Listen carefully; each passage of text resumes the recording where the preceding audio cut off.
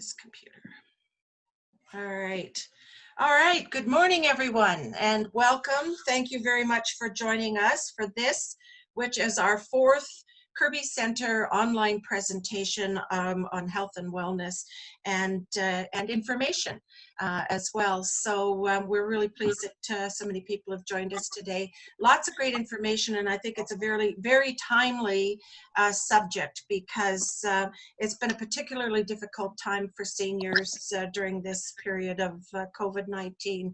And not only has it taken an emotional and physical toll on us, the self-isolation and the emotional pitfalls that we've all encountered, but many of us have experienced financial downturn because of it. So today's presentation, I think, is going to be great information for you to be able to give you some insight as to how to protect your retirement investments, as well as we've been hearing quite a bit about new benefits coming for seniors as well as a result of COVID. So I think that that'll be something that people will be interested in knowing what that's all about, what the ramifications are, that kind of thing. So because Kerby has been committed to helping our seniors 55 plus live our best lives throughout this difficult period, we've continued to provide critical services and valuable information to help you cope with the concerns that you have. So today we're pleased to present Finding Financial Security in an Insecure Time, and are very pleased to welcome both Lisa Despas, who is a Citizen Services Specialist with Service Canada, and Dean Kendall, who is the financial organizer with Ideal Experience Limited. And they'll each help guide us through the uncertainty that we may have and provide valuable information to help us secure a healthy financial future. First, please let me welcome Lisa Despas. Good morning, everybody. Good morning. Thank you for joining us. Good morning. Lisa, as I mentioned, is the Citizen Services and Program Delivery branch of, she is Citizen Services and Program Delivery branch of Service Canada. That's a mouthful, I'm sorry. She's been in that position since 2010. And provides mobile outreach service to numerous organizations and businesses, providing presentations on Service Canada programs and benefits. In this position, Lisa has met many people, built great relationships, and enjoys sharing information that may help others. She is a single mom to a 16-year-old boy that she's very proud to call her son. And I'd like to say that Lisa has worked very closely with the Kerby Centre for several years and has helped many of our members and seniors in the community to understand the government benefits and programs that are available to them. Please join me in welcoming Lisa Despas. So with the retirement income system, there is the Canada pension and the old age security, and these two are meant to cover about 37% of your pre-retirement income. To have the same type of lifestyle that you did before you retired, you need about 70%. So that's where private pensions and savings come into play. I really actually like to get people who are working, like young people that are working, just starting their career, and tell them so they are aware that Canada Pension and Old Age Security doesn't cover everything when they retire, so that way they can plan for the future. So if you have grandchildren, children, you know, let them know they've got to save as well. So we're going to start off with the old age security. This benefit is for people that are 65 and older. It's financed through our general tax revenues. You do have to apply for old age security, although in a couple slides I'm going to contradict myself, but just I'll explain that. And because it's through general tax revenue, somebody does not have to work in Canada to qualify for it. It's based on years of residence in Canada. So under the old age security umbrella, there is the regular old age security pension, the guaranteed income supplement, the allowance, and the allowance for the survivor. So old age security while you're living in Canada, to qualify, somebody does have to be at least 65 years old, be a Canadian citizen or a legal resident, and that they've lived in Canada for at least 10 years after the age of 18. If you're wanting to collect old age security but live outside of Canada, perhaps you want to go somewhere where they don't get as much rain as we do, you still have to be a minimum of 65, Canadian citizen or legal resident, but now you need to have lived in Canada for at least 20 years. That 20 years is what makes the pension portable, where you can move to another country and receive it. To qualify for the full old age security pension, you need to have lived in Canada for at least 40 years after the age of 18. You have to have that 40 years of residency in Canada to get the maximum amount of pension. For somebody that hasn't lived here for 40 years, we'd now be looking at a partial old age security pension. And with that, they need to have lived in Canada for at least 10 years of residence in Canada, or if there is an agreement with, if Canada has an agreement with their country, which I will talk about at the end, some of those years may be met up through that agreement. So, and then we base a partial old age security pension on 1/40th for every year of residency in Canada. So somebody that has lived in Canada perhaps for 20 years, they would get 1/2 of the amount of old age security. Automatic enrollment. At the beginning, I said you do have to apply for old age security. However, in 2013, they introduced automatic enrollment where some seniors may be automatically enrolled into the program. So if somebody qualified for automatic enrollment, they will receive a letter shortly after their 64th birthday, letting them know that they are automatically enrolled for old age security, and if they qualify for the guaranteed income supplement. If somebody does not receive that letter, make sure you apply for the benefit at least 6 months ahead of time, but not longer than a year. So in those situations, if you don't get that letter, make sure you apply. They have started as well where you can defer your old age security pension. So like Canada Pension Plan, people would start receiving it at age 65, but they can hold off to collect it until age 70.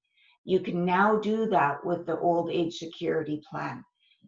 And it will increase 0.6% for every month after your 65th birthday, up until 36%, I believe that would be, when you turn 70. So anywhere between age 65 to 70, you can collect your old age security pension.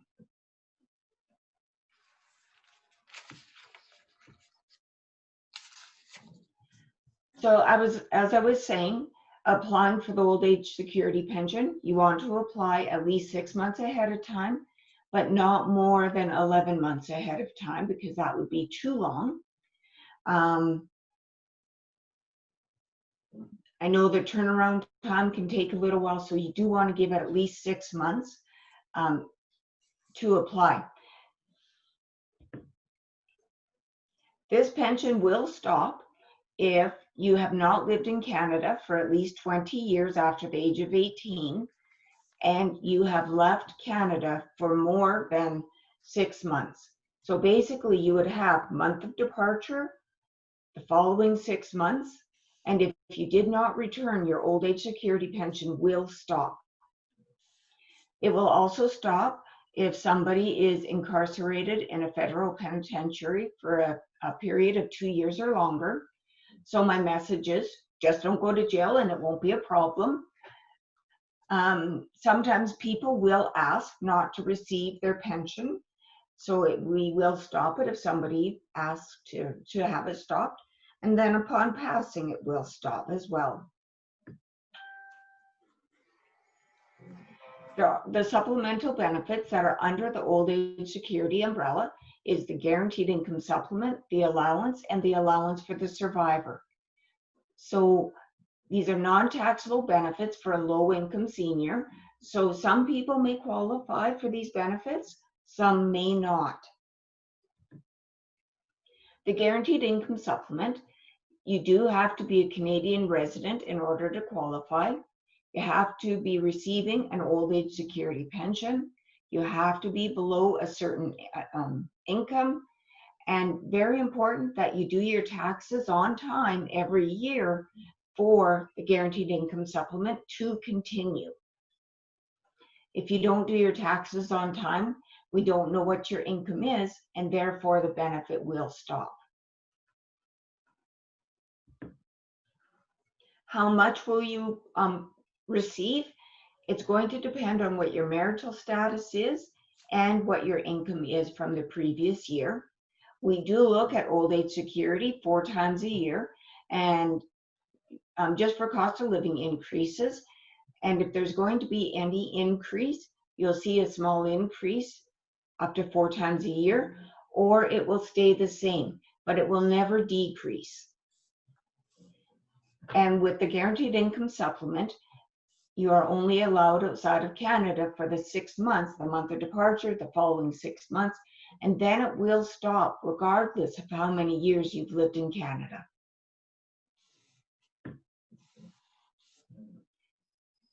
So I guess it says that there.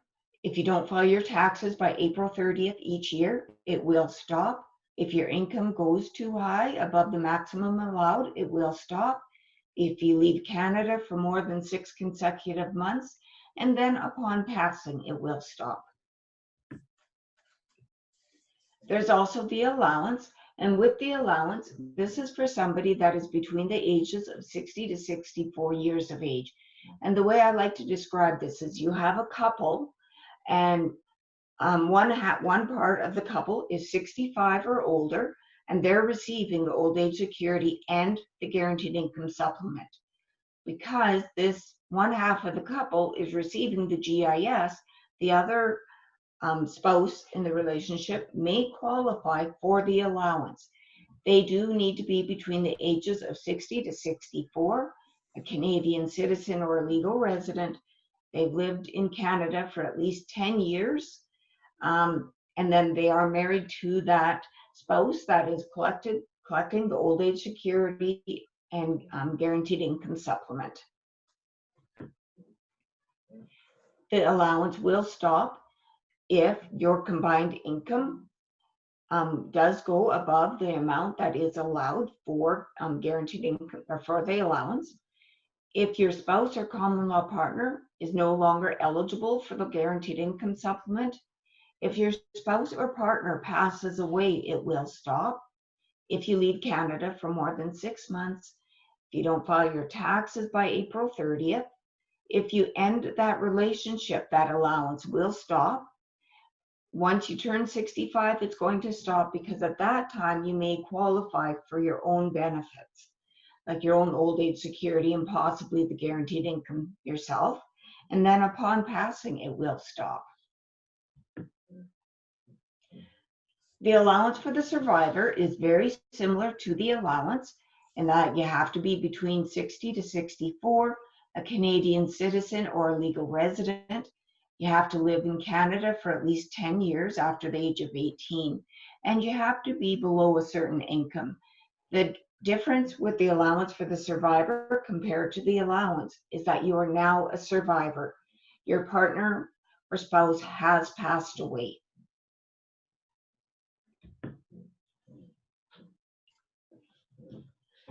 So the amount that you receive will depend on what your previous year's income is.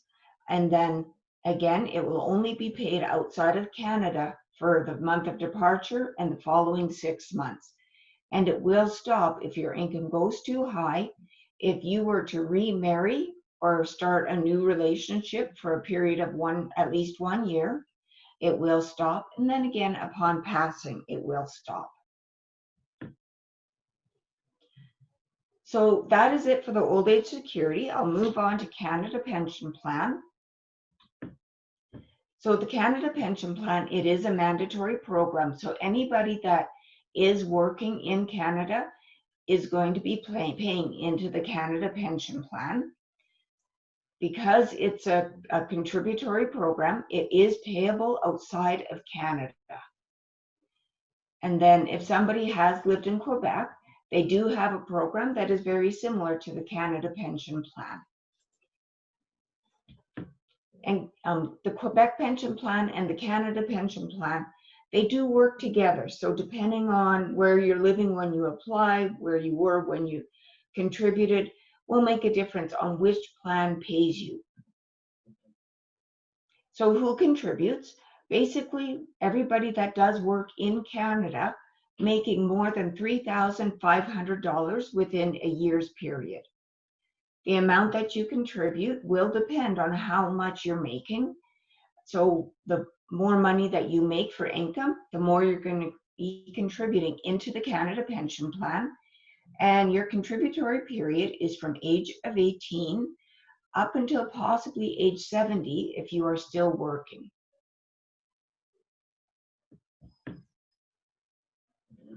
Planning for your retirement. This is something that I'm asked a lot about, is when should I retire? And there's so many factors involved. I couldn't actually tell you exactly when you should retire or could retire or should retire, but you want to look at factors such as your health. What is your health at?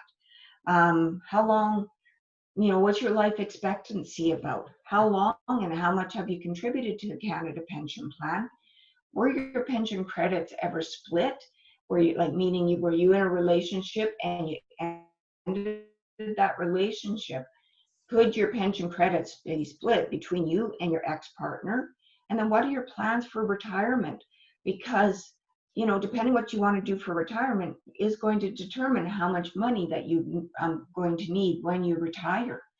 So with that, just looking at the Canada pension, let me see the next slide. There's the retirement pension under this umbrella, the post-retirement benefit.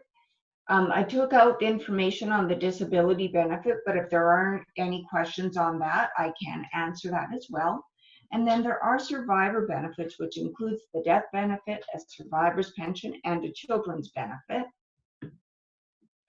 So with the retirement pension, typically for old age security, for Canada pension, you would be 65 is the age that is the typical retirement age. But you can receive your pension as early as age 60 at a reduced amount. So if you wanted to collect it before age 65, it will be reduced 0.6% for every month prior to your 65th birthday, to be 36% less at the age of 60. For somebody that chooses to wait, because you can wait up until the age of 70 to collect your Canada pension, it will increase 0.7% for every month after your 65th birthday, up to a maximum of 42% higher at the age of 70. So just depending on what you're going to need when can make a difference when you choose to collect your Canada pension. So you do have to be at least 60 years of age and made at least one valid contribution to the Canada Pension Plan.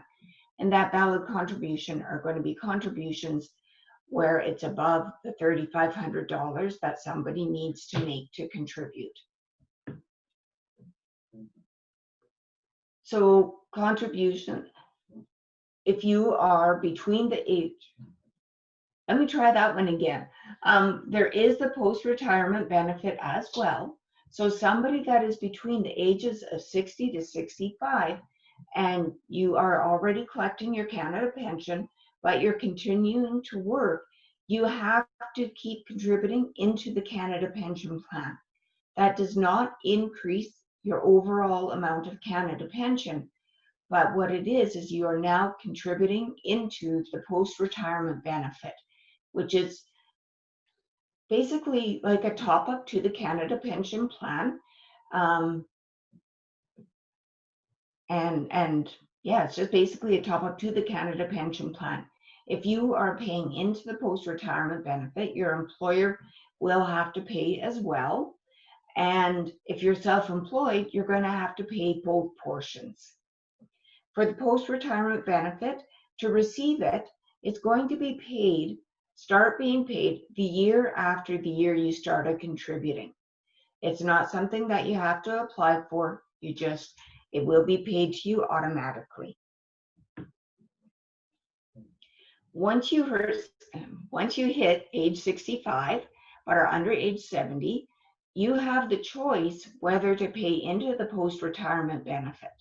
So if you do not want to keep contributing into the Canada Pension Plan, you need to fill out a form from the Canada Revenue Agency, election to stop contributing into the Canada Pension Plan. So very important, if at age 65 you don't want to pay into the Canada Pension anymore, you have to fill out the CPT 30 form. Very important. There is also the survivor benefits, which has the death benefit. The death benefit is the one-time payment upon somebody's passing. So once a contributor has passed away, there would be the death benefit that would be left for the survivors. So if there's an estate, that money will go to the estate initially. Otherwise, there is a list, like if there isn't an estate, then it would go to the surviving spouse, and there is a list of who would qualify for it first. You do have to apply for the benefit. There isn't a time limit to apply, but you do have to apply. And the one good thing I'm seeing is a lot more funeral homes are helping with this paperwork for the benefits that somebody may qualify for. So it's fabulous to see that. This is a one-time payment of a maximum amount of $2,500. There's also the survivor's pension. And so the applicant to receive a survivor's pension, they do have to be at least 35 years of age. If they're under 35, they would have a dependent child of the deceased contributor. Or if they're under 35, they could have a disability or be disabled, become disabled under CPP legislation to qualify for the survivor benefit. There is also a children's benefit under the survivor benefits. So basically, if there was a contributor that passed away and they had children that were under the age of 18, possibly 25, that child could receive a monthly benefit because their parent has passed away or become disabled under CPP legislation. So with this, it's a flat rate amount every month that this child would receive. I'm going to guess and say it's around $250 at this point, and that child will receive the money up until the time they turn 18, or if they go on to school in a full-time in a recognized institution, they could receive this benefit up until the age of 25. So there are provisions under the Canada Pension Plan. The one provision is the child rearing provision. Basically, with a provision, when there's a provision that's in place, what we would do is look at the information, and if you've had lower income, lower earnings during a certain amount of years, we can withdraw those lower earnings from your CPP calculation, which would in fact increase the amount of Canada pension that you would receive. So for the child rearing provision, this would be if you have a child and you've left work to take care of that child while they were under the age of 7, they would need to have been born after December 31st, 1958. And with that, because that parent has left work, maybe qualified for the child tax benefit or the family allowance. Family allowance was my days. I remember our family allowance checks coming into my mom. With that, we could take out those lower earning years out of the calculation, which would increase the overall amount of Canada pension somebody would receive.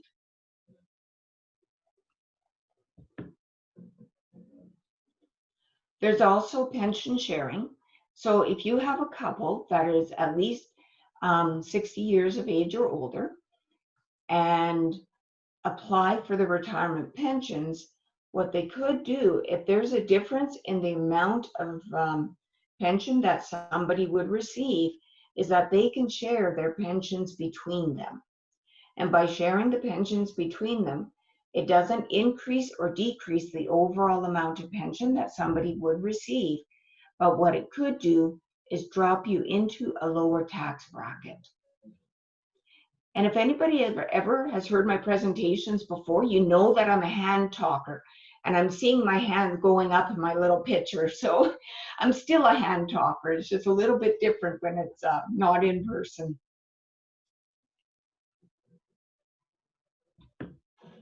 There's also another type of sharing that may not be considered quite as friendly. That's the credit split. So this is when there has been a couple that has either divorced or separated, they've ended their relationship, and it could be that they would have to share their pension credits between them for the years that they were together. So upon separation or divorce, one half of the couples could put an application in for credit splitting, and then they would share their pensions between the two of them. So if there's a higher income earner and the lower income earner puts in the application for a credit split, that higher income earner could lose some of their credits. So one person's going to be happy, the other one not as much. There is the Cpp Enhancement, and this basically, it was just brought out last year, that they are gradually increasing the amount of our contributions into the Canada Pension Plan. And with this, it will make it where the time that somebody does retire, that they would qualify for a higher amount of pension.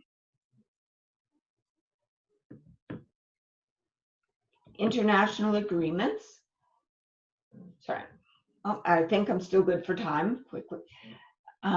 With the international agreements, there are agreements between different countries. Canada has agreements with over 50 countries that can make it where somebody that has come into Canada may qualify for the benefits sooner than what is stipulated in the qualifying factors for the benefit. One of the examples I like to use is old age security. I was saying that you have to have at least 10 years in order to qualify for the old age security pension. Through one of these agreements, it is possible somebody may qualify sooner for the old age security pension. So it can also help people that are leaving Canada, going to another country, moving to another country, become eligible for benefits from the other countries that there are agreements with. So if there is anybody that has immigrated from another country or wanting to find out more information, you can go online to our website, look up the International Social Security Agreements, and you will find there's a list of them, and just read up the agreement from the country that you're from, and it'll give you more information.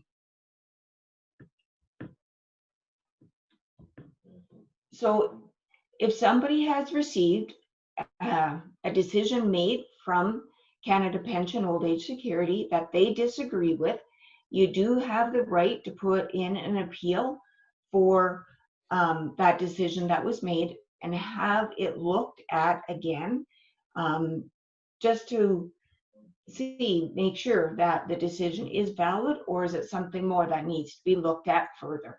So if anybody ever wanted to put in an appeal, that information is all listed on our website as well.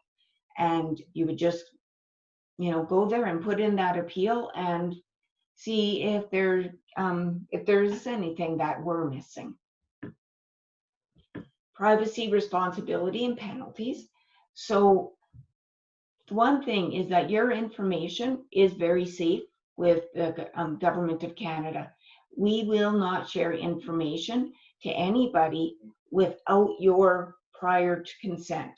So if there was a situation that you wanted somebody to be able to have access to your information, you would need to fill out a consent to communicate information to an authorized person form. That's very important. If you want somebody else to be able to act on your behalf to get information, you have to fill out that form. Otherwise, we will not share your information with anyone. So your responsibilities with the Canada Pension and Old Age Security: be informed, know what is all out there and what you could qualify for. Make sure you apply if you need to. Give us the proper documents. That's a big one, because sometimes we can't make a decision if we don't see all the proper documents. Do your taxes on time. Hugely important, because you don't ever want to be in a situation that your benefits stop because you didn't do your taxes on time. If you're going to leave Canada for more than 6 months, just let us know. We'll put it on the file, and then we know that. And then advise us of any changes in life circumstances. The example I like to use with this one is that if there is a couple that they're living at home, and then all of a sudden one half of that couple now can no longer take care of themselves and they go into a care center, you would want to let us know that, because it is possible that we would look at this couple as two single individuals for GIS purposes. So they perhaps may both qualify for the GIS in that situation, giving them more money. And just so you know, don't ever worry about letting us know that information, because we are going to do what is in your best interest. So penalties under the Canada Pension and Old Age Security Act: if somebody intentionally makes a false or misleading statement, they could be imposed a monetary penalty because they have provided us with incorrect information. We do understand that mistakes happen, and with mistakes, we're just going to work with you to get everything worked out. But when somebody intentionally provides us with false or misleading information, is where we're going to look at penalties and possibly interest if they don't pay back that penalty on time. So this is our contact information, and it is a little bit different right now.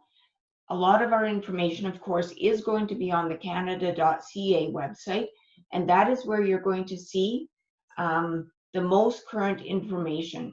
Just at times like this, there is a lot of change, and it's rapid. So any changes will be shown on the canada.ca website. If you need assistance because our offices are currently closed, there is talk about starting a reopening, but right now with them being closed, you can submit a request online to this address, www.canada.ca/service-Canada-E-service. And what that is, when you submit an online request, you will receive a call back by an agent within 2 business days. So that way you're not sitting on hold trying to get through one of our lines, because our lines are busy, absolutely busy, busier than normal right now with COVID. So e-service is probably the easiest way for you to be able to speak to an agent. you can call the 1-800-O-Canada number and they can direct you where you need to go. Or if you're into Twitter or YouTube, you can find out information there. And if you're into Twitter or YouTube, I'm a little bit jealous because I don't even know how to touch Twitter. So that is going to be it for my presentation. I hope I did cover it. I will say actually one last thing, because we did have that extra money that was to go to recipients of the old age security pension, where it would be an additional $300 if they were collecting old age security, and it would be an extra $200 if they qualified for the guaranteed income supplement. So it could be up to $500 that I'm thinking that you would have received or you will receive sometime in July. So that is my presentation. Yes, I'm happy you touched upon that point, because I thought that that would be something that would be of great interest. I know that a lot of the seniors, you know, when you were seeing support through CERB, and a lot of seniors were saying, okay, well, you know, where's the help for us? You know, we're isolated at home. It's costing us more for our groceries. We're losing retirement investment income. So I was pleased when the opportunity was announced that there would be some support there. And my understanding is that it was supposed to be paid out this week. I think many of the seniors may have already received in April an amount back on GST, a credit on their GST, kind of a top-up payment. So people should have received that, and I think that they're to receive the this support through OAS and GIS here sometime this week. So if anybody has any concerns about that, and my understanding, you know, that that's not a taxable amount, it's not a repayable amount, it's just there as support to help to offset some of the additional costs that we may have incurred. I have a couple of questions here that came up through chat. I'd just like at this time to let you know that if you have a question for Lisa, if you'd like to unmute yourself, and feel free to ask a question. In the meantime, Daniel has asked, if you live outside of Quebec but move to Quebec after you retire, can you still collect CPP and not transfer to QPP? Well, the programs are very similar. The amounts are the same and such. If you didn't ever work in Quebec, I believe that it is the Canada pension that you would apply for. I think otherwise it would be, if you worked in Quebec, then it would be the Quebec pension plan that was the one that paid you out. But I think if you didn't work in Quebec, but were just living there, I believe it's the Canada pension that pays you. I'm not 100% certain, I will say that. I just know that they work together and you will get the money that you are entitled to. Daniel, if you're welcome to unmute if you'd like. Did that answer your question?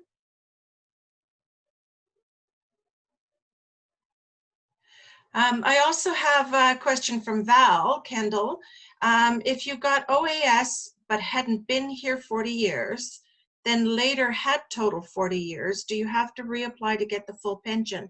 Val, do you want to unmute and expound further on your question?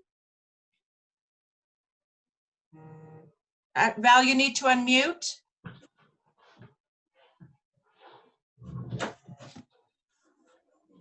All right, well, I don't know if you can answer. It's not allowing to unmute. I know, unfortunately, I had the similar problem at the very beginning. Unfortunately, it's not allowing me to unmute either. So yeah, if you have a question, feel free to send it through chat and I'll ask it and we'll try to answer it for you. Okay. So basically, Val, if you have lived in Canada and when you applied for your old age security pension, if depending on how many years you were here, that is the amount that you're going to get. Once you hit that 40 years, it's still going to stay the same as it was when you applied for it, just because if that was the number of years that you received. that you qualified for when you applied for it. So it won't increase by increasing the number of years, but we will still have the regular cost of living increases. So technically you could receive increases up to 4 times a year. I hope that answers. I can see your picture, so if it does agree, if you can nod or shake your head, that's great. Okay. Yeah, I know. I do apologize. I don't know why it's not allowing me to turn off the mute for some reason. Allow participants to unmute themselves. Yeah. I don't know. We can try that and see if anybody has any greater luck. Unfortunately, Yes, it's unmuted now for some reason. There we go. Okay. Don't know. Yeah. Unfortunately, it's not allowing me to unmute everyone, but I think you can go in and unmute yourself. Did that answer your question, Val? Yes, it did. There's no difference. There's no benefit being here 40 years or 20 or whatever it was. Okay. Anyone else have anything further? I just wrote one on the chat box. I was awarded a disability allowance last year. I was informed of it, but not amount and how frequently it would be paid. I was told they would let me know later, but I have heard nothing. I wrote to CRA to ask, but still have heard nothing. Do you have any insight into that, Lisa? She's gone. She's muted. Lisa, you've muted for some reason. I don't know. Okay, unmute. Okay. There we go. Yeah. We're having fun with this, hey? You know what? Every one of these is like, an adventure. Yes. Hey, just think of how much smarter we're all going to be at the end of COVID. So, and I'm sorry, there was somebody that was on disability? Yes, it was Val asked the question. She was awarded a disability allowance last year. She was informed she was awarded, but not of the amount, but how frequently it would be paid. She was told that they would let her know, but she's heard nothing.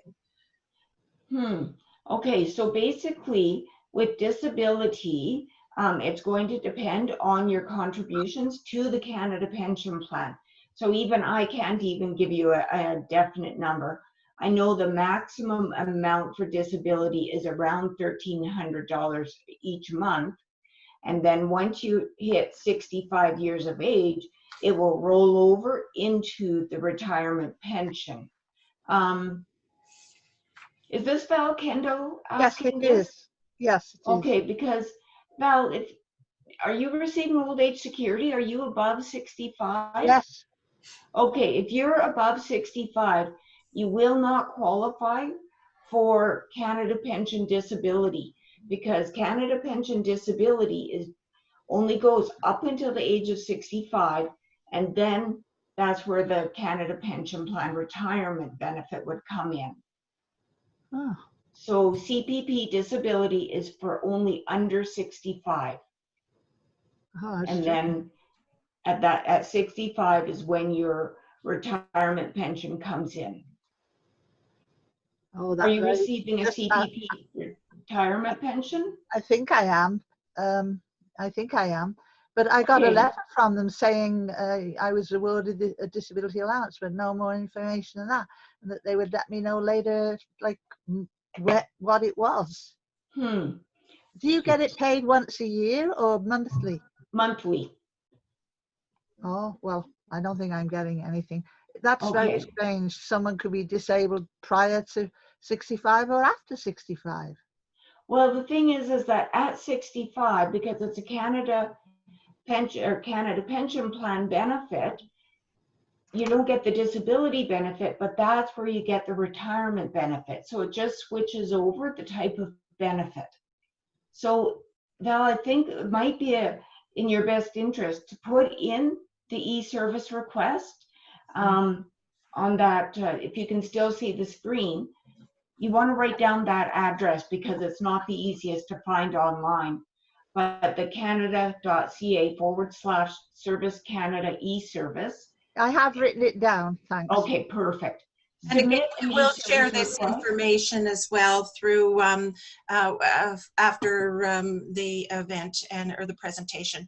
We can share this Okay. information, and we'll get the recording out and make sure that everybody's got the proper contacts to get their Okay, question. and I will also say you could call Canada Pension and Old Age Security line. I don't know what their wait times are right now, but that number is 1-800-277-9914. That's the normal number they're calling. Okay, you said Okay. 1-800-277 and 9914. 9914. Okay. All right. Well, I think what we'll do is some great information. Thank you very much, Lisa. I know that many of us have questions about what our eligibilities are and what the right things are.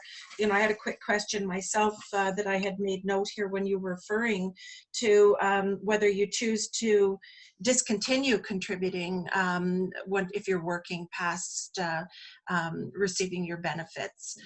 Is there any benefit to not contributing, or should you continue to contribute? Is there a greater benefit for you later if you do? For the post-retirement benefit, I believe is what you're talking about. And basically, it's really a personal choice. Like if you're contributing, then that amount of money is coming off your paycheck. Mm-hmm. If you, and then you would be, if you're contributing, you would start receiving the money the following year. You would want to look at the amounts that you could potentially receive for the post-retirement benefit and see, is it beneficial to lose the money off your paychecks and to get it in the future. So because right now I believe the maximum amount of post-retirement benefit is around $28 each month. So you would just want to see if the money that's coming off will work out to be better or worse than what you'd be getting back in the future. Okay. Well, I think what we'll do is we'll move on, and now that we have an idea of what we have for some pension benefits, that we'll talk to Dean and see what he can suggest to help us to make sure that we are working wisely on our retirement incomes. We will have a few minutes afterward. We have said 11:30, but we have some leeway, so we'll have some time afterward that you can ask further questions if you like, and as I said, we'll share the information. Lisa, if you don't mind ending your share screen, and then we'll introduce Dean. Thank you so much. Dean, are you with us? Oh dear. Okay, so he's probably muted. Let me see if I can find him here.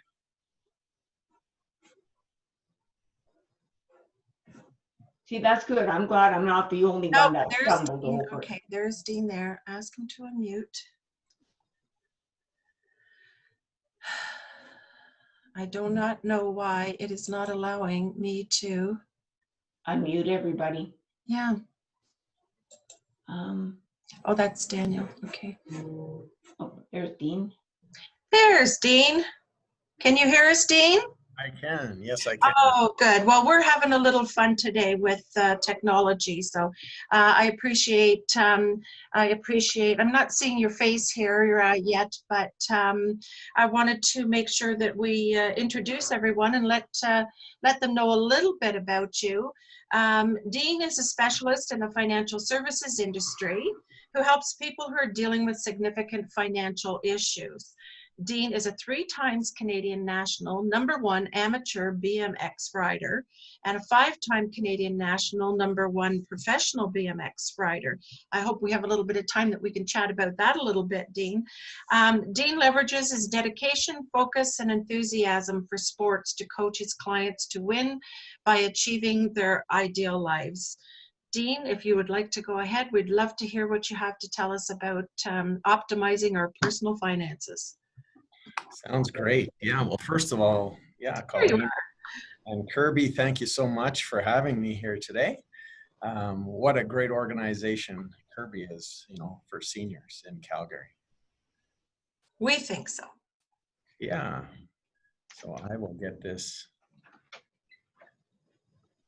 Okay. There we go. Okay. So in this session, yeah, we're going to talk about how to win with money. So a lot of times people will come to me and they'll say, you know, Dean, I want to make these wise and safe decisions with my money. And they ask me, you know, what should I invest in?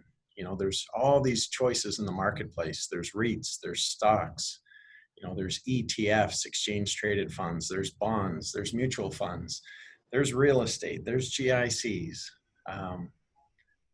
So basically with that, I really don't know, because that's really putting, you know, the cart before the horse. So it's my belief, you know, that prescription before diagnosis is malpractice. I'm sure people would agree. So let me give you an example. You know, suppose you went to the doctor and the first words out of his mouth were, here, you know, take these pills. I mean, what would you do? He hasn't asked you any questions. He hasn't examined you. He's just prescribing pills. So what would you do? Would you take the pills? So I can't tell you what to do with your money until I know exactly, you know, what your financial and also your non-financial goals are. You know, in fact, I'd also need to know a lot more about, you know, your values and your vision for the future. So I always tell people that prescription before diagnosis is malpractice. And by that, I mean, people need to really understand first, their vision for the future. They need to be crystal clear on that. They need to thoroughly understand what they're really trying to achieve, because money is really that tool to live a better life. But if you first don't know the definition of a better life, you don't really know what you're funding. So your vision comes first, always. So everything starts with that vision. So you really need to understand that. And then, like I said, your investments are secondary, and they do come into play, but it's not about the investments first. So with that, money comes last. The secret to really a great financial strategy in life is really that your vision comes first and money comes last. Let me give you an example. I meet a lot of people, and this is the way they think about money a lot of times. You know, I'm just going to build up this big, massive pile of money. But, you know, they don't really know what they're funding. And basically, they think once they build up this big pile of money that then they'll be able to retire and do whatever they want. But I'm saying this strategy is dead wrong, because you really don't know how big of a pile of money that you need to accumulate until you have that clarity around what it's funding. And I always tell people, if you're working too much, you know, pre-retirement, you're really trading something, you know, your priorities. And that can be a whole array of things, right? That could be your health, that could be family, you know, it could be relationships, but you're trading that for this big pile of money. So with that, I always mention to people, you know, you need to be clear on what you really want for your physical health and your mental wellness. You know, do you have a design for your life around physical health and mental wellness? Do you have a design for the key relationships in your life, you know, and for family time? Do you have a design for your career that takes advantage of your skills and your talents, and it keeps you in a constant learning posture, you know, so that your skills still stay relevant? And do you have a plan for making sure that there's ample time to rejuvenate yourself, you know, by spending time with friends that really nurture you? And do you have a design for your life that ensures you are regularly and consistently having fun, you know, going on adventures and developing hobbies that take your mind off of work and off of the stresses of life to give your body and mind a break? And do you have a design for your life that keeps you connected to your community and nurtures your soul by giving back? And do you have a design for your life that ensures perpetual growth and lifelong learning? And lastly, do you have a design for your home and your physical environment to be optimized to really support your ideal life? So here's an example of a non-designed life. This is what happens, when you don't think about your ideal life design. Obviously in this situation, parts of it work, but clearly parts of it don't really work. And this is more of a designed life. I mean, this is how most people's lives work, right? The brakes sort of work, the wheels sort of work, the seat sort of works. I mean, it'll work, right? It'll get you through. But this is an example of something that's designed for a specific purpose. It's not for everybody, but it's for him. This is really purpose-built. It's designed for a very specific purpose to get you to a particular place in a particular way. So which one of these do you feel is most efficient, for downhill riding? So what is the most important thing in your life?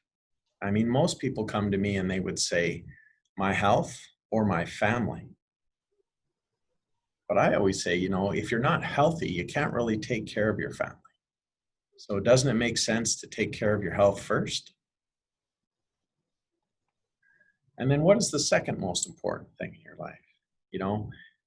When do you really worry about your health? Well, it's usually when you're sick, right? Or when do you worry about your family? Well, it's when something happens. So this is the reason why my company is called Ideal Life Experience, because to me, it all starts and comes down to the actual design. So are you living your life according to your priorities? Are you taking the time to really be fulfilled in all of these areas? People come to me and they say all the time, Dean, I don't want to invest in anything that is risky. But they don't understand that there are many kinds of risk. What they're usually talking about is principal risk, really the chance of losing your money. But that is usually not the primary risk. There's 12 kinds of risk out there that I want to show you. So one of the saddest moments in my practice was the story from a widow. She was married to a very successful, a 65-year-old business individual, but he was a workaholic. He did not know when to stop. He really had no idea what number was needed to fund their ideal life. There was no clear vision or clarity around their values or their goals. Well, the default was just keep working. Well, unfortunately, he passed away. And the sad reality is they could have had it all. He could have worked part-time or taken a lot more time off along the way. He should have retired 5 or 10 years sooner, easily. And had they known what she came to know after that, reality of that was that, he focused on some of the things that he would have had more time, I guess, to focus on a lot more things that were truly important, like philanthropic, charity, travel. These were some of the things they talked about as a couple, right? But when he passed away, he ended up with too much money. He just didn't know when to stop. So the real problem with that is he really never took the time to sit down with his wife and really co-create what I call that ideal life vision for the future. They weren't clear on what that even looked like. So people often come to me and I feel sometimes they're maybe stuck in an old paradigm. They're 65, retired, and they feel like there's nothing they can really do. It's their time has passed and whatever they have. But I say, geez, a lot of people still have 20, 30, 40 years. Life expectancy is a lot longer than it used to be. So there's lots that you can do. I just say, don't make this mistake. Money comes last. The vision comes first. Get clear on that. So with the types of risk, the one that we're talking about with this gentleman, unfortunately, is we call it overworking risk, right? Working far too much and really missing out on life. And that's really detrimental, to your health as well. So working your whole life and dying, you never get what you wanted. because you were on the getting a bigger pile of money strategy and not on the ideal life strategy. So there are many types of risk. And like I said before, you can't just look at one, because when you fear one, you get blindsided by others. So here's some of the other risks I wanted to share with you. Loss of principal is one that comes up a lot, actually losing your money, and that's fair.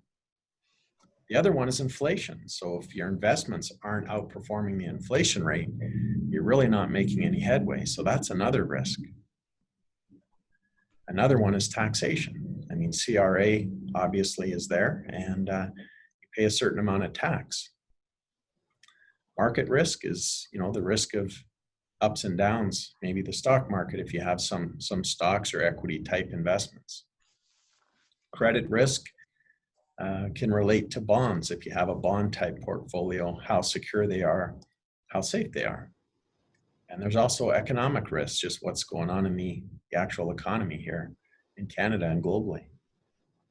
Diversification risk, you always hear about, don't put all your eggs in one basket, so be massively diversified to lower your risk. And concentration risk, we see a lot of that, unfortunately, in Calgary being quite oil and gas related, that sometimes people have too much money in one particular sector or area of the economy. And fortunately, that can have negative consequences. Currency is another one. Transparency is a big one. It's just, what are the internal costs and fees and charges that you're actually paying for different investments? Because that's kind of a silent enemy that can erode, some of your purchasing power and the amount of money that you actually have at the end of the day to sustain yourself. And the last one is really no strategy to achieve your goals, on the most optimized path. I always say in an ideal life strategy, we really make sure that all these risks are covered off and balanced and managed, so we don't fall into this trap of overworking risk. So first, your vision and your goals must be crystal clear. You have to start with that vision, and you have to start with your goals. The most important thing, is that you're crystal clear about the design of your ideal life. And then you build a financial strategy to really lean into that and support it. Well, I always tell people to start living into their ideal life, vision today, not in some imaginary future. I mean, then they have something to build on and work towards. That's a lot more exciting than, kind of being in this suffer until I retire mode.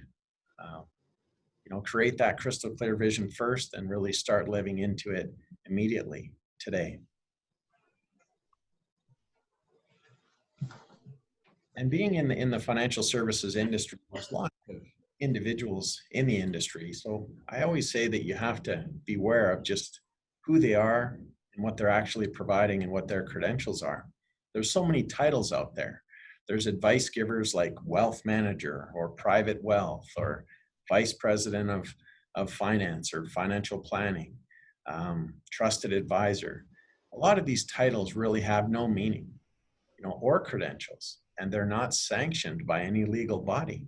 So you have to be careful. On the left side, we talk about this fiduciary standard. What the definition of a fiduciary standard is it's actually a standard that I'm subject to. It means that I'm legally required to act solely in the client's best interest. On the right side is a suitability standard. And this is a much lower standard, and it simply means that when we're talking about investment products, it just means that the investment is acceptable for your financial situation. It doesn't mean it's the best program. It just means that it's acceptable. So unfortunately, the suitability standard is how the vast majority of financial advisors and financial institutions operate in Canada.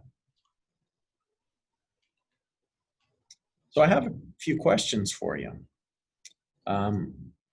Everyone should jot down and understand what percentage of their investments are what we call actively managed. And I'll go over some of these details a little bit longer in the presentation as far as the definitions, but that's one to ponder. The other one is what percentage of your investments are passively managed. That's another style of investment. And lastly, it's perfectly fine, but how many of you have no clue whatsoever?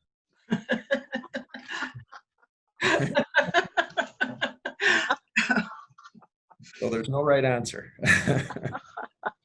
But those are some of the ones to ponder, and I'll give you, like I say, some definitions of what those actually mean, right? Active investing is humans actually making decisions on what to buy and what to sell, and their goal is really to attempt to beat the market, to outperform the market. That's kind of their value proposition, right? But the result of this active investing style is basically a lot of added fees and lower returns.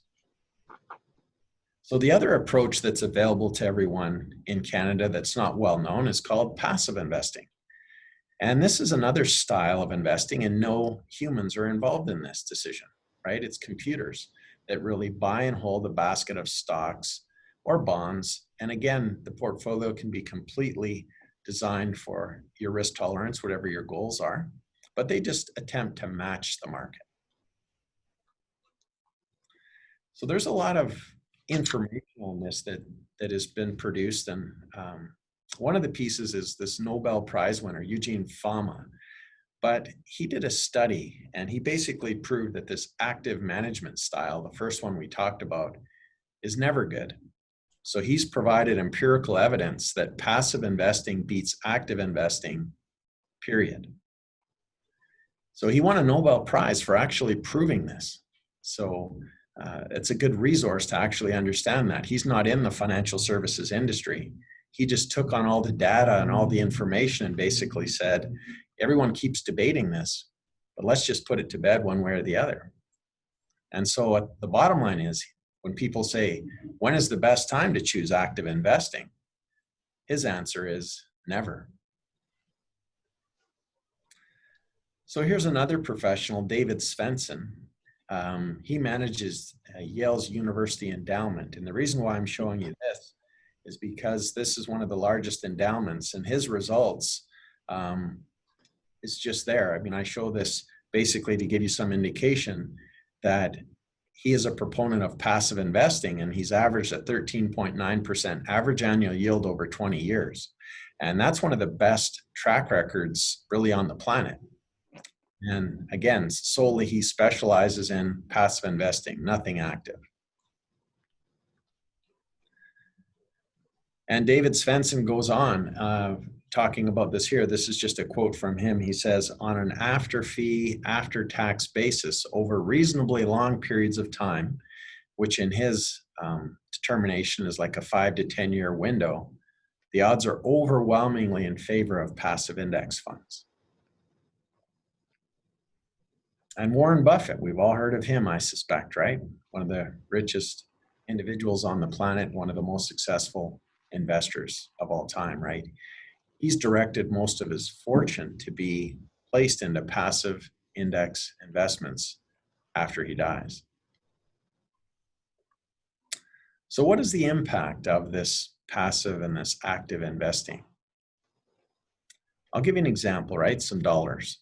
So again, depending on the situation, you can obviously take make this 100,000 or 1,000,000 or any number, but this simple example here is on 1,000,000 just for simple math. But active investing typically charges around a 1% fee to the client. So that's a $10,000 fee every year that comes out of your account. So versus passive investing is generally around 0.25% or less, again on an annual basis, but that's $2,500 a year. So right there, that's a savings in this example of $7,500 per year. That's pretty massive. Again, it's only a 0.75% difference between the two, but that equates to $7,500 in hard-earned, money, right? But if you invested that $7,500 at 6% over 30 years, that would mean an extra $592,936 to you. So it's a massive, I call this a bill, a kind of a silent bill that's happening in the financial services industry that most advisors just don't talk about. So let's go on to a bigger example here. This is a $3 million portfolio. So again, the math on 1% of active investing is $30,000 a year versus passive investing is $7,500 a year. The difference between the two is $22,500 a year. Invested at 6% hypothetically over 30 years is a whopping, an extra, $1,778,809. Again, back to the consumer, to you, versus some of these ivory towers. So the reality is there's a monthly statement that has now started to come out over the last few years that actually discloses some of the fees, but it's really only half the truth. So again, with some of this stuff, I don't want you to take my word for it, right? I mean, take a look at some of the headlines. Here are some of the headlines that have come out, right? The Globe and Mail says that Canada is ranked among the worst in fees for financial products. And Amanda Lang with CBC News says that Canadians are allowing themselves to be gouged and they're losing a great deal of their money in the process. I mean, that's pretty harsh words, gouged, right? And a marketplace consumer advocacy group said, they went out and they basically reported that Canada's 5 biggest banks, the ones that we've all, kind of grown to trust over time, right? CIBC, Royal Bank, Toronto Dominion, Bank of Montreal, Scotiabank, you found that most of them offer very little clarity in how the fees actually work and what they actually are as a total. So this is a real issue, it's being recognized by the media, but the problem is the financial service industry has been unable to really fix itself. So what we've done as a courtesy for people is we've created what's called a Truth in Fees Transparency Report. And the point of this is to be able to show people exactly what they are paying in fees. There's 2 components, one that goes to the advisor for their advice, and then there's also a second piece, more the cost of money management or investment management, but those 2 pieces together show the total fee. I have an example here just to give you an idea. So this was an example on the left side. It was a traditional commission account that was held with a well-known broker type institution here. The client had about $2.1 million of investable assets. So on the left side, you'll see that it says MER, that's management expense ratio. So that's one of the internal costs that the consumer is essentially paying, and it was 2.29%. They were also being charged what's called a TER, a trading expense ratio. So each time they trade different investments, buy and sell different investments, client is also charged, in this example, 0.1%.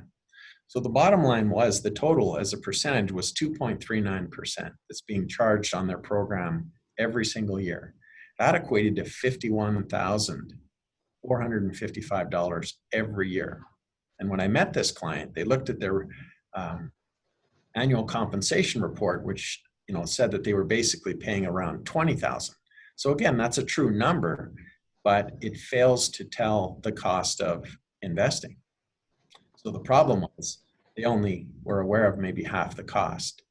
So on the right side, it just shows what we were able to show them as an alternative. But basically the bottom line is their fees went down to $18,300 a year on the exact same program, simply shifting it from a passive type, high priced program to something that's more reasonable. So that's a savings of $33,155 every year. So again, to me, that's like a hidden bill that people are paying that they don't see. So a lot of times it's not all that upsetting relative to other bills.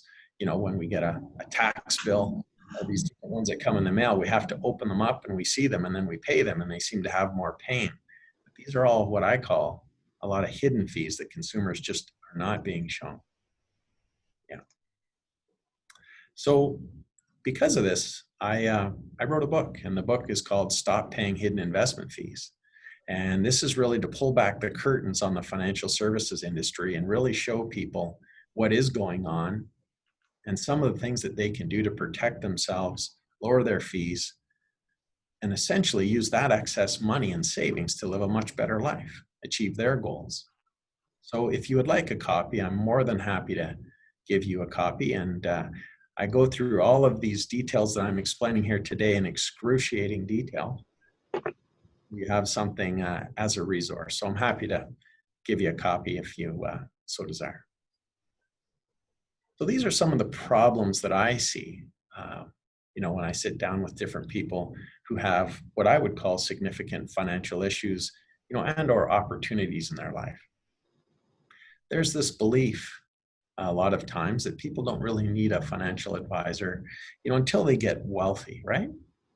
But in the meantime, as you've seen, a lot of times they might be paying a lot of different hidden fees or making other mistakes that really prevent them from being wealthy. So I always tell everyone, you really need a financial advisor to help you become wealthy and keep more of what you're earning along the way. It's a long journey. The other one is unsubstantiated confidence. I run across this where one of the spouses, thinks they have everything 100% under control. And a lot of times, it could be the male, but they'll say, hey, don't worry, honey, I got this under control. But they really don't got it at all. It's that don't worry your pretty little head.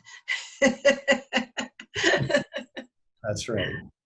Yeah. And then the other one is financial spouse, not involving the other spouse, right, in decisions, which really can lead to issues or resentment, if things don't go as planned. So in my view, it's either a partnership, or it's not, and a partnership should really be people coming together and really discussing everything, finances included, visions, values, goals, right? The other one that we found a lot in Calgary here is the over concentration in one particular sector or area of the world, right? So oil and gas, is obviously close to us here. And, I've had a gentleman come into my office before and, he believed in his company and I wasn't, disrespecting his company at any stretch. But what happened was you get so attached to these things because maybe you work there or you're involved in that industry. And as a result, you don't diversify. So the stock went in half, they cut the dividend, eventually the dividend went to zero. And, he's unfortunately in big trouble now, right? And kind of asking, what should I do now? Well, that's a tough conversation to have, after the fact, right? The other one is sometimes people are too conservative. So maybe not outpacing the inflation rate or the taxation rate. So they're really not making any headway overall. And they could also be too aggressive, which is what most people, when they think of losing their principal, is usually too aggressive, having too much maybe in the stock market. And that doesn't serve them well either, really, the risk of losing all their money, right? Or a good portion of it. And COVID is an example of that. A massive decrease in the markets. But one I see a lot of is just really not testing the impact of people's investment strategy on their ability to live their ideal life. They just really don't know, what number they should have and what's sustainable to continue to live and have an income stream, that they really desire to have. So the big questions that I see, a lot of people will ask me, Dean, do I have enough money?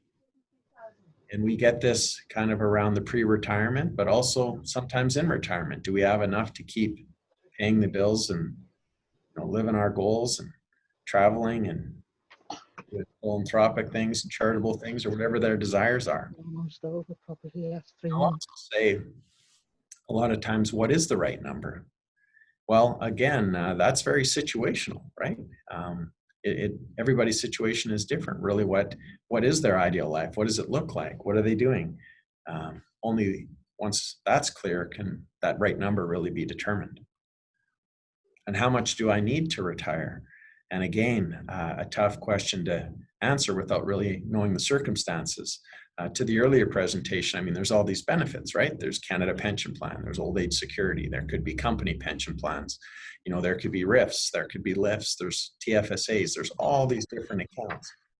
So how that money comes out is instrumental to really answer some of these questions. And how much do I need to achieve our goals? So again, that's very situational, because goals can be, you know, very complex or very simple. And this is a big one in today's world too, you know, with CRA, you know, there's tax at the end of the day and tax of the money coming out, but what is the best way to draw down or monetize all these different assets that I've accumulated, you know, over my lifetime? Some people have businesses, some people don't. Some people receive inheritances. I mean, there's all sorts of combinations, but how do I actually monetize it and take this money out and pay the least amount to CRA? When can I retire? And will I run out of money? Yeah, that's very real. And, you know, that's a life expectancy question and so forth, but you want to build in different buffers, you know, and have a plan or a strategy that can really answer these questions. And then also, how should I be invested when I retire? I mean, a lot of times people accumulate these big baskets of dollars, but what is the rate of return that they really need to sustain themselves, you know, from that 65 years, if that's the traditional retirement time? You know, again, it could be 20, 30, 40 years based on life expectancy. So that's a long window that people really need to stay, you know, invested properly to outpace inflation and taxation. And how much can I safely spend? That's a big one. Sometimes people ask me, you know, how much they can spend, but again, it all comes back to their vision and their goals and what they really want out of life. So let me leave you with a question. You know, is your financial house really in order? I tell people that they really need what's called a brick financial house. And there's a strategy, you know, behind that and all the different pieces that it covers, so that you're mitigating all these various risks and unknowns, you know, as we go through life. So I call it an integrated, aligned, overarching strategy. And this is really a living document, because that's exactly how life goes. Life changes all the time. It's something that you just can't snap a picture. I mean, COVID is the classic example. No one would have ever predicted, you know, the craziness that's happened, right? And but what do you do to course correct that is the question. And an integrated, overarching strategy really, you know, builds in those buffers and those scenarios so that you know what to do going forward. I always say everyone has a lot of tactics, but you really need a strategy. So it's not about random acts. It's about having, you know, a prioritized step-by-step written plan of action on what you need to do to move forward, regardless of what's happening in the markets, the economy, or the world. In my experience, it's almost every 3 years there's a blow up in the world. It just has a different headline. And the other thing is, are you on track or are you off track to your goals? Well, if that isn't updated on a regular basis, you don't really know. With COVID being a negative situation, maybe a person was off track for a while, maybe they're back on track, but wouldn't it be nice to know, and you know, on what your buffer is, so that you don't have to worry or have sleepless nights. And course corrections is exactly that, right? That's really needed in many situations where situations change, the market does what it does, outside forces, you know, there's always things that you can control, and then there's things that you cannot. So our advice would always be to focus on what you can control. And again, living into that ideal life vision, right? Starting that right now. So we have a tool that we use to kind of wrap this all together, right? We talked about this vision, you know, we talked about your values, we talked about your goals, but how do you bring that all together? So the way that we do that is we provide what's called a financial roadmap experience. And it's a tool to integrate those pieces of your life. It integrates your values, your goals, and your finances together so that you have this clear vision for the future. So then we create an integrated, aligned, overarching strategy. And then we keep updating that on a regular basis as life changes, as goals change. So again, my book talks about some of these things, of the vision, value, goals. So happy to give you a copy if that would add value to your life.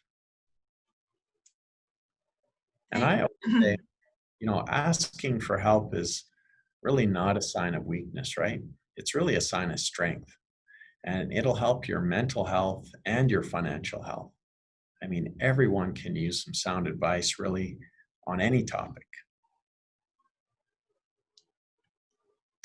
Yeah, so that concludes our presentation. And again, thank you so much, Colleen and Kerby, for allowing me to share today.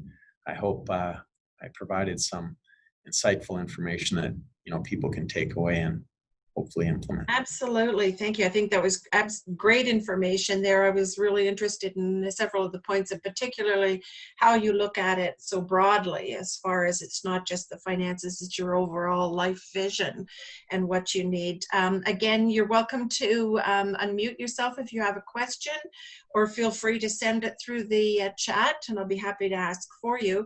One of the questions I'll ask in the meantime, Dean, is something that I think a lot of people are concerned right now, is that, what has happened to our financial investments, our retirement investments.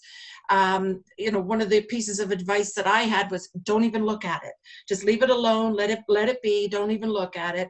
I don't know whether that's good advice or not. What advice would you give to those that have seemingly have lost quite a bit of their investment income, and how do you, as you say, course corrections to rectify it?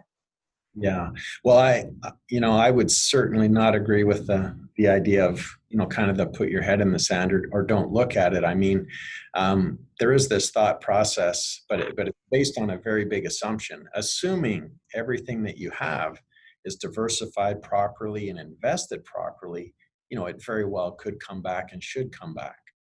But the problems that I see is the vast majority of people are invested in these high-priced active investments.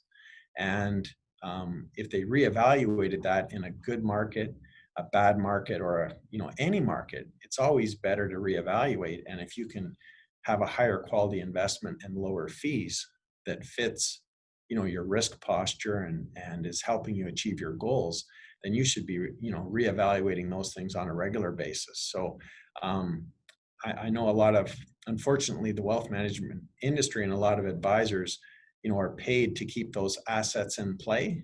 So a lot of times that is the advice, just stay the course.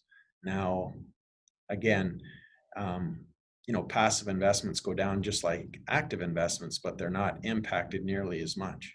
So I would say you always need to course correct and just be aware, and also reevaluate to see, again, are you on track or off track to achieving your goals with a bit of this bump or decrease, right? Mm. You've certainly given me pause to go back and take a look. I know it's one of those things that you just, you kind of put it away and forget about it, or you contribute monthly and forget about it. And it's given me pause to go back and take a little bit more control or a little more charge of what I have. I'm like everyone else concerned that, okay, well, at this point in my life, how much time do I have left to build up the resources that I do need? So, you need to be a little bit more proactive and practical, I guess. That's right. Yeah. And that's why just sharing that piece from Eugene Fama and some of those other investment professionals, I specifically put that on there because there is that evidence that, passive does outperform active, and you can save a ton of fees. And those savings and fees are just going back into the pot to accumulate more towards your goals. So that's a very simple, easy, fix. And you could still keep the same risk posture that you currently have. You can shift things from active to passive. And if you're mid-risk.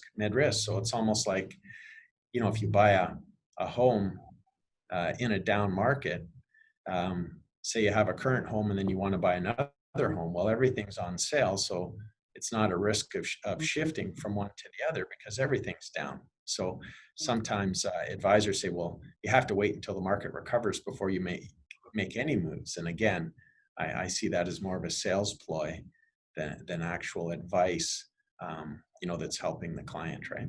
Mm-hmm, mm-hmm.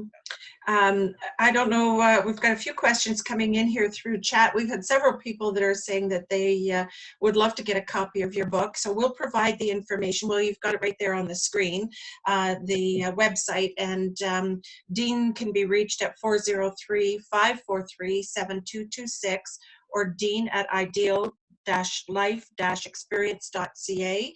So if anyone is interested in receiving a copy of the book, you can contact Dean.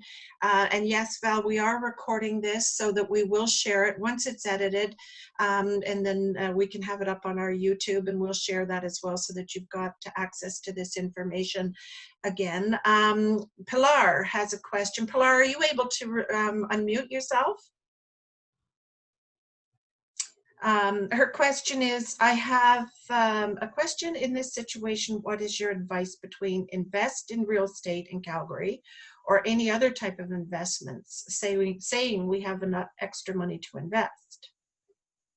So it sounds like she's looking at what's better to invest in, real estate or other types of investments.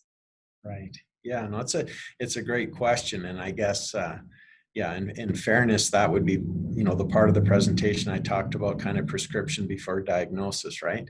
Not really understanding, the liquidity needs, and the goals. I would really be talking out of context by, saying which one is better. There's just too many underlying pieces that are really needed before someone can provide the proper advice. But I'm happy to, take that offline if they, to be able to answer that. But like I say, we would always start with, again, understanding the vision, the goals, liquidity needs, all of those types of things would be need to be crystal clear before I could provide a recommendation that's directly aligned with what the client's trying to achieve. Right. So Pilar, you're more than welcome to contact Dean directly, and I'm sure he can help you out with your question. Anyone have anything further that they would like to ask? Or well, if we have no further questions, and as I said, we'll absolutely keep the conversation going. If anybody has anything further that they would like to ask directly, and we will follow up for sure. But I do want to thank both Lisa and Dean today for joining us and providing such great, valuable information. Val has just said a big thank you in capital letters, so, and exclamation marks. So, and we've had a couple of people say that they really enjoyed the presentation. So, and a thumbs up from Marlene. So, so we really do appreciate the information. We look forward to following up with you and hopefully future presentations as well. It was great information. And I also want